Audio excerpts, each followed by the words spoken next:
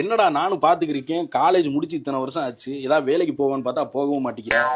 Group exam போட்டி தேர்வு எழுதுறேன்னு போற, படிக்க போறேன்னு போய் பார்க்ல 12 மணிக்கு புக்கை விரிச்சு வச்சுட்டு உட்கார்ந்துருக்கேன்றாங்க. என்ன பண்ற நீ? படிச்சிரு எக்ஸாம் எழுதிட்டு இருக்கேன். மைண்ட பீஸ் எந்த எக்ஸாமுக்கு நீ ப்ரிப்பேர் பண்ற? எந்த எக்ஸாம் நடக்கிற மாதிரி தெரியலையே. நீ யூபிஎஸ்சி எக்ஸாம்க்கு, யூபிஎஸ்சினா அந்த ஐஏஎஸ் ஐபிஎஸ்க்கு நீங்க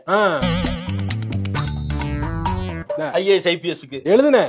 கிடைக்கலன்னு சொல்லிட்டு சரி அது கிடைக்கலன்னா பரவாயில்ல குரூப் 1 எழுதுனேன். குரூப் 1 அது கிடைக்கலன்னு குரூப் 2 எழுதுனேன். அது எழுதலன்னு குரூப் 4 எழுதுனேன். அதுவும் கிடைக்கலன்னு ஆர்ஆர்பி எழுதுனேன்.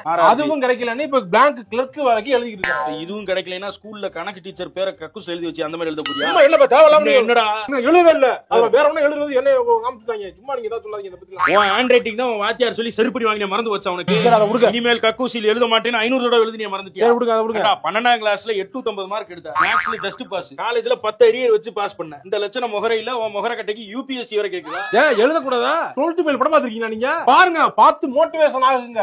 கடவுளே பையனை படிக்க விடாம பீஸ்ஃபுல்லா இருக்க. இங்க பாருடா, உனக்கு எது வருதோ அத பண்றா.